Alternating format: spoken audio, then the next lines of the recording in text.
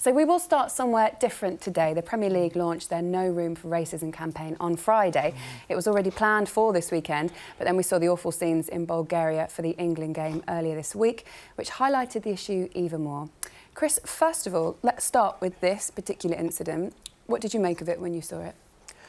Well, firstly, I don't think it was any surprise. We and everybody was speaking about it, I think, even before the game. So, I don't think it was a surprise. I think there are a lot of people, I think everybody associated with the team, the FA, and I think in particular the manager have come out of this, I think, with a lot of credit. Absolutely. And one thing that Gareth does speak about, it's about making sure that it's okay, you know, what happens in Bulgaria, but it's making sure that we get our own house in order, and we do have problems here.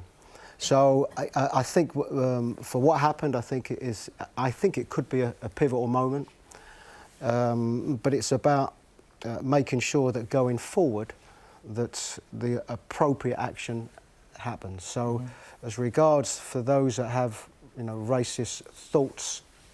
And so, you know, are you going to change, you know, that type of mentality? I think with the present group that we've got coming up, and I think with education, and I think the young ones, yes, you can. But for those that say want to air their views at the moment, are you going to change their thought processes? And the answer is probably no. So it has to be about punishment and penalties at this moment, and it has to be.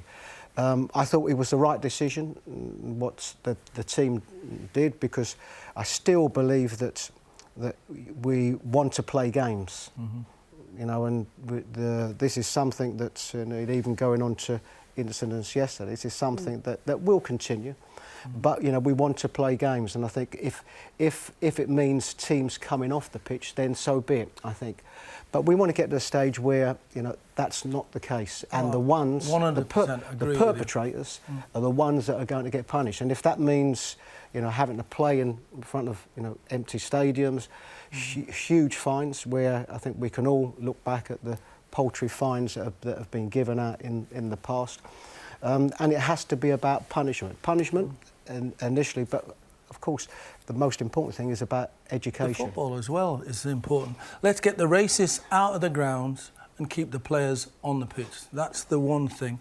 And yesterday, from Haringey's point of view against Yeovil, their manager Tom Loiseau made the decision to take his players off the pitch because one of his players allegedly had been racially abused. Yeah, but I would always support that. You know, I think what you have got is you've got somebody that's making the decision. I think certainly in light of everything that we've been speaking about. I don't think it's something that ultimately you want to see continuing happening. I don't think you want to see that. I don't think you want to see teams coming off. But I think there are going to be circumstances and incidences where somebody wants to take a stand.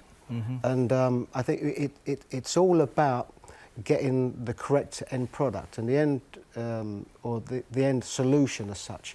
And that is, of course, you know, making sure that there isn't this vehicle for those that want to vent their racist comments or so. There isn't this vehicle, and if there is, making sure that CCTV cameras, enough stewarding, that is going to prevent, that is going to actually stop somebody, even if they have these feelings, it's going to stop them venting it. And you're right to say, we all sat there during that game against Bulgaria in Sofia, and there was outrage, and there was questions about how this would be dealt with, what the punishment might be. And like you say, even afterwards, Gareth Southgate saying, look, we need to get our own house in order. Now it's happened in this country, in England, and this is the action that was taken. We have to. Do you think we will see other teams further up the footballing pyramid take a lead, whether or not it's the right way to deal with it? Do you think we might see more of teams taking a stand and walking off? I don't know about walking off, but certainly taking a lead. And I think what the incidences in Bulgaria, I think, have done, I think have highlighted it. You know, I'm trying to remember, if I'm looking at the media attention, you know, after the game, and of course what's happened within you know, the Bulgarian manager, the Bulgarian FA, the Prime Minister of Bulgaria getting involved. I think the media attention was huge after that one, and I'm trying to remember a circumstance of racism around the game where it's as big as it.